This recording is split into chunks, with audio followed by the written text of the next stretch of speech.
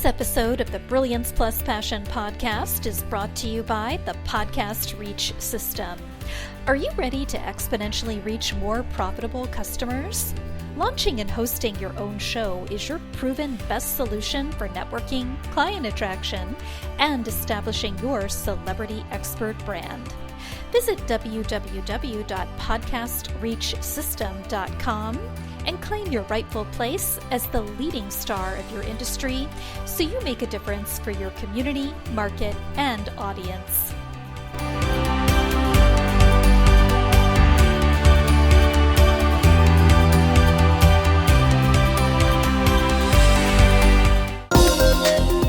Welcome to the Brilliance Plus Passion podcast.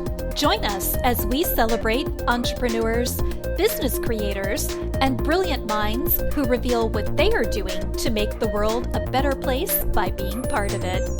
Be sure to visit our website at www.brilliancepluspassion.com. While you're there, subscribe to us via your favorite network. Now sit back, lean in, tune in, get your notepad and 2 pens ready, and let's get started. My name is Adam Homey. I'm your host, and I am honored by your wise decision to tune in and invest in yourself today. Right now, we're speaking with Matthew Rouse, who is an author, agency owner, podcast, and live show host. And to tell you a little bit about Matt, he is the host of the Business Builder Throwdown Live, the Digital Marketing Masters podcast, and he is one of the founders of Hook SEO LLC. He is the author of Crush SEO, Start Saying Yes, and the Flattening the Hamster Wheel, and wrote the Inbox Mastery email marketing course and the podcast mastery course. Oh, little competition for me there. All right. Well, I love hanging out with folks who play in some of the same fields as I do, because I believe that a rising tide buoys all ships. I've always believed that. And in fact, podcasting is a great way to connect with folks who may be in one of the boats in the same armada that you're in. And in fact, it opens the way for those conversations. It opens doors that could lead to collaborative opportunities and other types of things on the horizon that you might not see if you're just simply looking out through your corporate website saying, oh, he's got a podcast mastery course. He's the enemy. Oh, all right. Matt Rouse, welcome aboard. How are you? Oh, living large, living large. So first question, how does the work you do make the world a better place for your clients, customers, and the world at large? Well, Adam, I'm glad you asked me that, because I think my favorite thing to talk about right now is email marketing, because every day I open my email box and it's full of garbage. And I'm tired of it. I'm tired of it. Everybody else is tired of it. We got to make email marketing better. Companies need to do it better. Freelancers need to do it better. Everybody needs to do a better job, and it will just make the world a more lovely place. Every day people look at their email. They know they're not supposed to first thing in the morning, but they open up their phone, they click a notification, then they go purge their email box of all the garbage.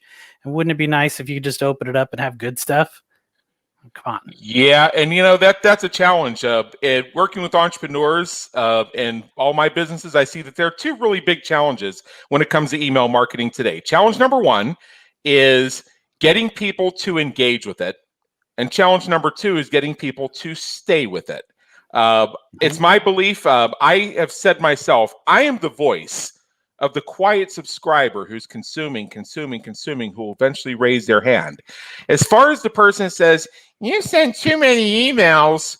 Okay, first I'm asking, are they even the audience that needs to consume this? Because maybe the better course for them is to go find somebody who works out better for them. So somebody needs to speak for the person who is quietly consuming, melding themselves to the brand and working their way toward that decision to raise their hand and say, yes, count me in.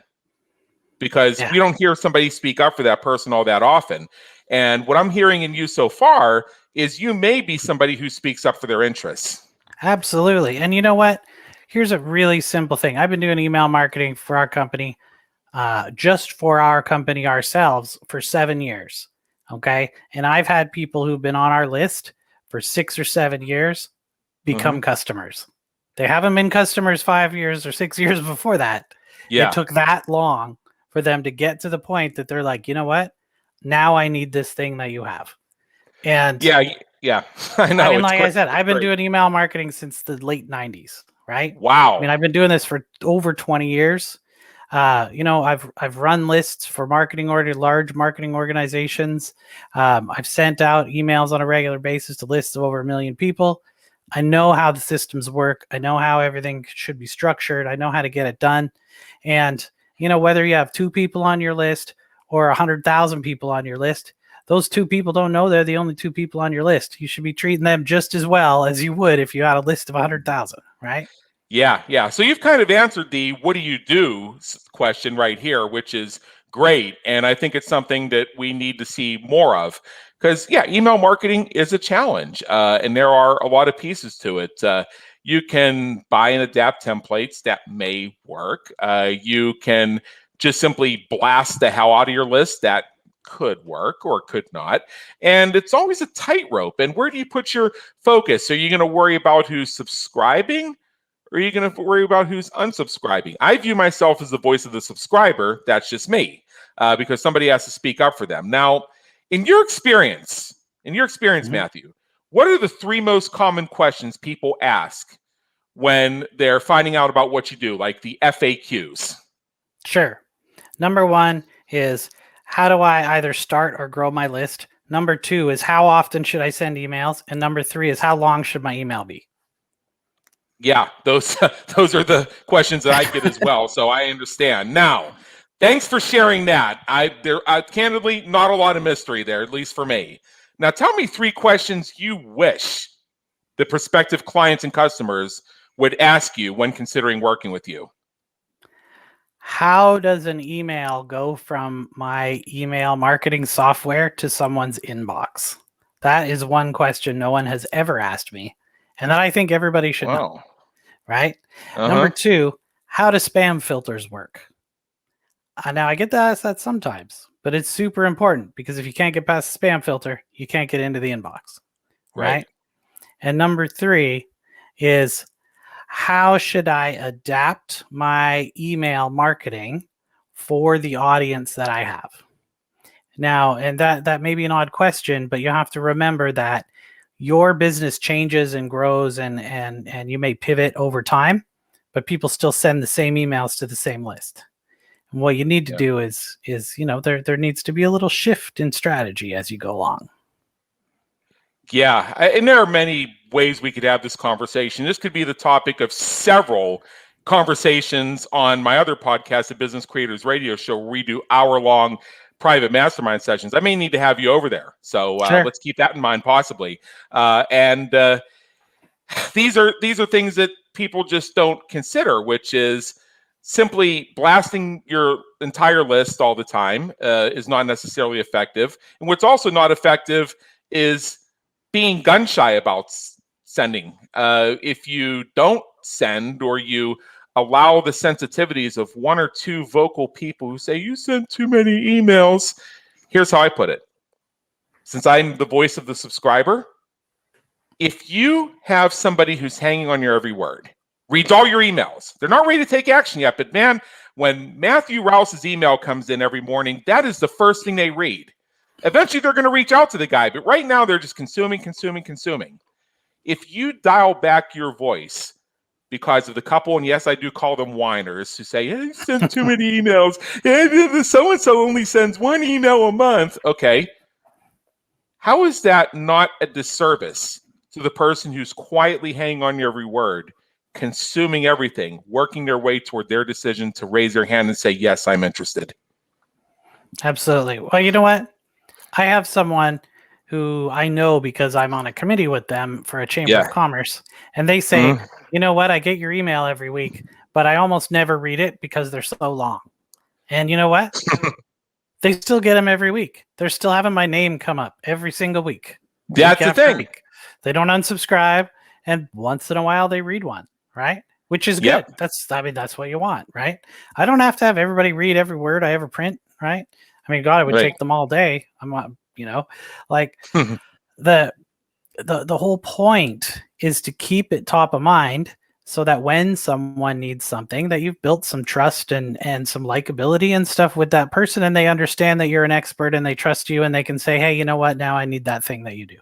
Exactly. So again, it is a time game. It's a numbers game, for lack of a better phrase. And there's so many different directions we can go with this. I know we only have about 15 minutes a day, and I'd like to shift gears a little bit now. Let's have some fun. Sure. Let's ask a few things that will help our listeners get to know you better. First of all, what would people who know you be surprised to learn about you? Well, that's pretty tough because I got a lot of people who know me for different things. So I would say people that know me in the business world would be pretty surprised to know how much of a hardcore tabletop gamer I am. I'm a massive Dungeons and Dragons tabletop card game person. I'm a huge game nerd. I actually have a prototyping a game right now that's called Mutant Kung Fu Tournament. Wow, I know some people might actually be interested in that. Right, I'm an online. I've been playing a lot of online poker and a little bit of online Monopoly. Nice. Hey, Online poker is Pac-Man is still my game. Yeah. I love online poker. I mean, I haven't been playing a whole lot recently, but my brother, as kind of an aside, he worked for over a decade for a company that makes online poker software. Wow, that's cool. Yeah. So what do you hope people say about you when you're not around to hear it? I hope they say, that guy, Matt, I listened to his thing or I read his email or whatever, and you know what? It helped me, get over this problem that I had. It helped me, solve this issue. They don't have to think I'm their best friend, right? Just somebody they'd like to have coffee with and pick their brain a little bit. I hope that's what they take away. I got you. So if you could go back in time and change one thing you've done or one thing that happened, what would it be and why? I would have started producing more media and more content way earlier. Because, man, just like we're doing right now, if you're not doing this in your business, you should be.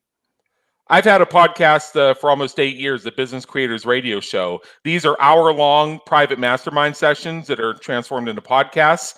It's a fantastic show, but that's brilliant. I realize 50 people a year just isn't enough. Yeah, you gotta get more people in there. Yeah, now we start Brilliance Plus Passion because and in my articles I've written for the Reach system, I share. I don't want to do free strategy sessions. I don't want to meet for virtual coffee. I don't want to meet for real coffee. But I love the idea of putting reciprocity on the table up front by helping us share our mutual brilliance and passion. And I'm so honored that you, of course, came to join us today. So that leads to the next question, other than me. I'm kidding. What famous person, alive or dead, would you like to meet, and what questions would you ask them? I would really like to meet Seth Godin. I've been kind of on a Seth Godin binge lately. I've listened to like 20 podcasts in a row, and I'm in the process of reading The Practice, which is a fabulous book. I have some kind of technology / cultural related questions that probably wouldn't make sense to a whole lot of people unless they're in a marketing industry, like technical marketing, SEO, that kind of stuff. And I think those are questions that I would like to talk to him about. But Seth Godin is fabulous, I think. And, what a wealth of knowledge, right? And I would love to just sit and have a chat with him. Absolutely. Doesn't actually surprise me that you would pick Seth Godin, the creator of permission-based marketing. That's a natural fit for you. So what motivates and inspires you to keep going when you're having a tough time or facing a challenge? I think that the emails and the comments and stuff that I get back from people when they say that something that I've written and sent them, or, something that we did through video or podcast or, live show, help them get some insight into a problem or help them get over a solution. That really keeps me going. That is, we still have to do all of our agency work and things like that, right. That keeps the money flowing in to be able to afford to, produce content and stuff and have a good quality level. And sometimes working, a client services business can be a struggle, but it's the, it's those kudos you get from people that keep you going back. I can relate to that very much so. So finally, I know you have a special gift for our listeners, and we'll get to that in a minute. Sure. But in general, right now, what is one action you want our listeners and our viewers to take as soon as they finish consuming this episode? I think you should really, really take a look at the content that you're sending out by email and pretty much all of your content, to be honest, and ask yourself this question. Are you sending people what you want to tell them, or are you sending them what they want to hear from you? Yeah. I see what you mean. That's a great question to ask. So thank you so much for joining us today. And before you go, I know you have a little something for us, so let me share that. For all of our listeners, I encourage you to go to Matt's website at MatthewRouse.com, R-O-U-S-E. That's MatthewRouse.com. And what are you going to find there? You're going to get a free digital copy. Hold it up. A free digital copy of Flattening the Hamster Wheel. Stop grinding and start making an impact. So again, MatthewRouse.com, and you're going to get Flattening the Hamster Wheel digital copy. I'm going to have to go pick up a copy of that for myself. So with that, Matthew Rouse, thank you again. It's been an honor, and believe me, an education. Thanks, Adam. And thank you for having me on the show. I appreciate it. Thank you for tuning into the Brilliance Plus Passion podcast, where we celebrate entrepreneurs, business creators, and brilliant minds who are making a difference for their community, market, and audience. Remember to visit our website at www.brilliancepluspassion.com and enjoy even more great episodes like this one. Again, while you're here, subscribe to us via your favorite network. We look forward to seeing you next time on the Brilliance Plus Passion podcast.